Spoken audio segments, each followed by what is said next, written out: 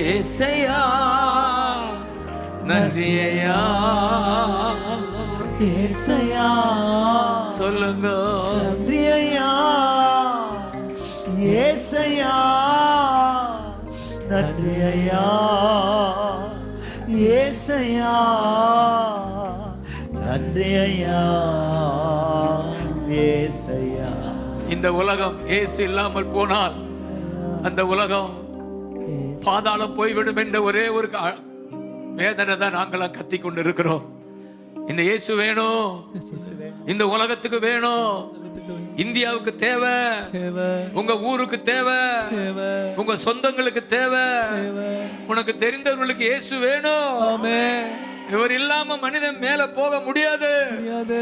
இதுதான் சுவிசேஷம்.